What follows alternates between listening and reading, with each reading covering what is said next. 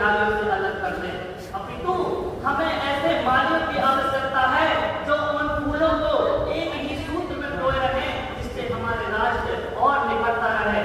महोदय, स्वामी विवेकानंद जी कहा करते थे कि यदि मुझे 100 युवा मिल जाए तो मैं इस देश की दिशा और दशा दोनों बदल कर रख सकता हूँ। और यहाँ बैठे मैं अपने युवाओं से कहना चाहता हूँ, उठो जवान देश के वसुंधरा पुकारती, ये देश है पुकारता पुकारती पुकारती। नई शिक्षा नीति से जो उसका इम्प्लीमेंटेशन हुआ है, अगर हम लॉन्ग टर्म में देखें तो ये काफी इम्पैक्ट ला सकता है। 3-4 चीज मैं बता दूं कि पहला चीज ये है कि इसमें जो स्किल बेस्ड कोर्स है ये एक अच्छा प्रभाव ला सकता है। जैसे कि एपीजे अब्दुल कलाम ने कहा था कि हम सभी को अपने कोर्स में अगर 8-9 का स्टूडेंट है तो 30% सिलेबस रिड्यूस कर देना चाहिए, उस जगह पे उसको कोई स्किल का कोर्स करना चाहिए। और सेम वैसे ही 11th-12th और इसके आगे की ग्रेजुएशन में भी। इससे ये होगा कि जब हम ग्रेजुएट होंगे, जब हम 12th के बाद आएंगे तो हमारे पास एक एक्सपर्टीज होगा किसी पार्टिकुलर फील्ड में, हम उस जगह पे बेहतर कर सकते हैं। और जो बेरोजगारी दर हम आज देख रहे हैं, जो जनता सरकार पे आश्रित है, ये कम देखने को मिलेगा और इनोवेशन ज़्यादा से ज़्यादा आ पाएगा। हाल में अगर सरकार की नीतियों को देखें तो इनोवेशन तो आया है पर अभी डिसाइड नहीं होगा। जब तक आपका मल्टीडिसिप्लिनरी तय नहीं होगी तब तक आप अनेक रास्ते पर भटकते रहेंगे।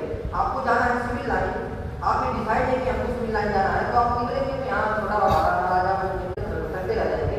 आपका लक्ष्य डिसाइड होगा कि सिविल लाइन जाना है तो आप लक्ष्य के अकॉर्डिंग निकलेंगे तो आप अंततः सिविल लाइन पहुंचेंगे, भले ही भटकते भटकते क्यों ना पहुंचे। आप किसी से पूछेंगे तो वहाँ सिविल लाइन नहीं पहुंचे।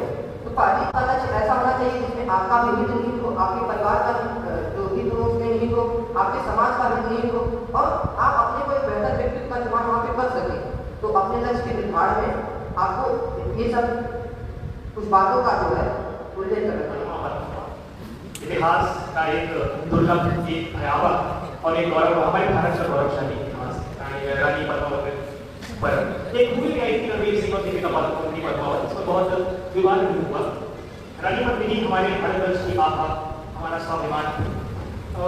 16,000 शतरानियों के साथ वो एक हमारी माँ, हमारी रानी पद्मिनी जब अपनी आभा, अपने गौरव, अपने सम्मान को बचाने के लिए जौहर की अग्नि में दहन हो जाती है, तब भारत की नारी की शक्ति का हमें पता चलता है कि कैसे अगर वो घर पर खाना बना सकती है, सभी का भरण पोषण कर सकती है, तो अपनी आबरू की रक्षा के लिए वो अपनी कुंड में ज़्यादा चाइनीज बोली जाती है, उसके बाद इंग्लिश और उसके बाद मुझे पता नहीं शायद किसी का ही पॉपुलेशन स्थान है, किसी को पता नहीं है।